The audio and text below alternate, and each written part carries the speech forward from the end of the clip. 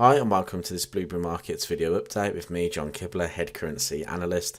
In this video I'm going to take you through the week ahead analysis video. I'm going to highlight the news for the week and some opportunities ahead. So jumping on to this week, nowhere near as much red letter data as there was last week. I've actually added the sort of medium impact data on the charts here, just to show you that there's not much in the way of the high impact stuff. However, there is still some really important stuff coming out that we can't ignore. We have monetary policy meeting minutes coming out of Australia. We also have the Japanese yen monetary policy statement. Now, BOJ likely to hold, but they may talk about, the efforts surrounding the interventions, perhaps. That could be quite interesting to keep our eye on.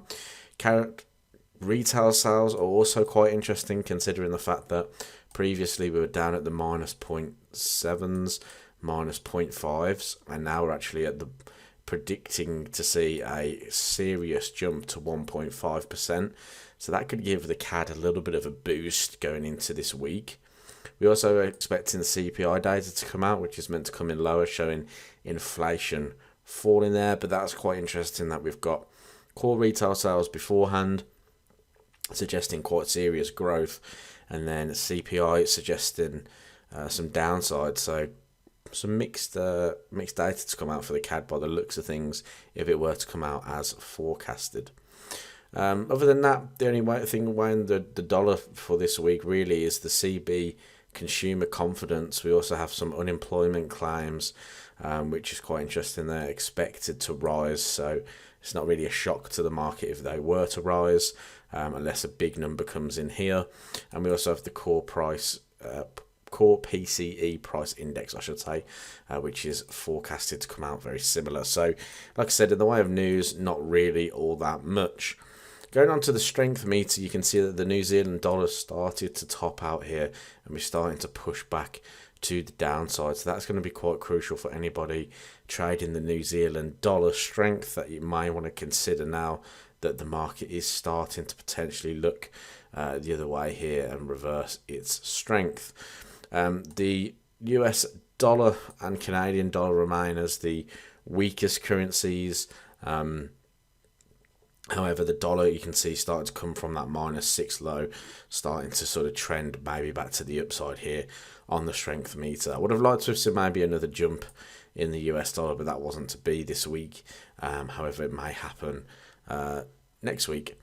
So, looking at the US dollar index, this is why I think maybe we will see a little bit of a rise in that US dollar, because we're working within this bearish channel that we've pointed out quite often in our videos. And we also pointed out the 103 spot 50 handle being support.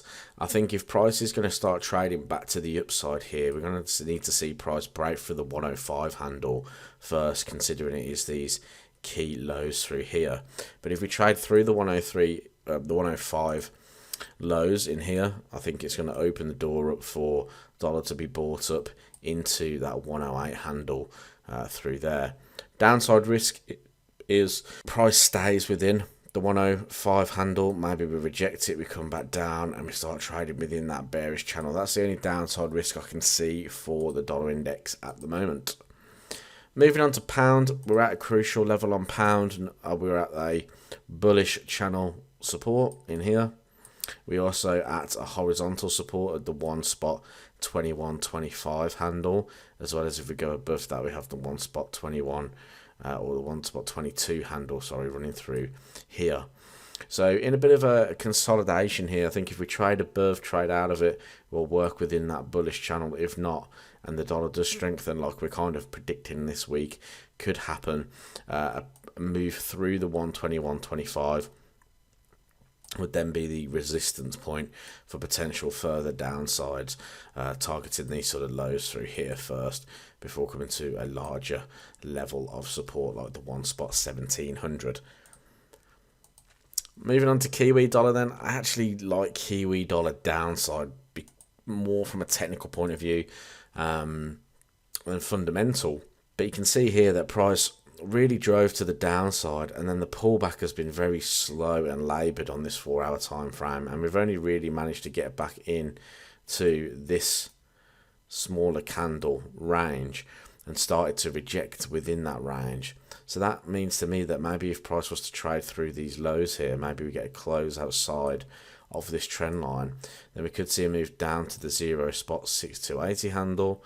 If price then trades through that, it opens the door even more for a move back to the sort of 0 spot 6150. So that would be really interesting to see from Kiwi dollar going into this week, whether we will break that sort of cycle that we've been looking at for so long now, and whether we'll get that kind of move to the downside. Moving on to the S&P 500, then the reason why I'm quite interested in the S&P is because although this is the daily time frame, the weekly time frame is very much in that downward trend, and we've recently come up into this trend line resistance and rejected. Now we were trading between the 4038 spot 50 handle and the 4936 spot 50 handle in this sort of tight trading range. We did break out of the range once through here, but that didn't really remain to sustain at that point. Price just came back within the range, but now we've kind of formed like a head and shoulders pattern. There could be an opportunity here to suggest that maybe the S&P 500 downside that we've seen for so long isn't over yet, and that we actually could see a continuation down to the previous lows, down for that sort of 35.57 sort of area. Okay, so keep an eye on the S&P 500. That is definitely one I'm very interested in if price was to continue to push even lower. And thank you for watching this video update. If you enjoyed it, leave it a thumbs up, subscribe to the YouTube channel to see some more of our Forex trading content, and I'll speak to you in the next video.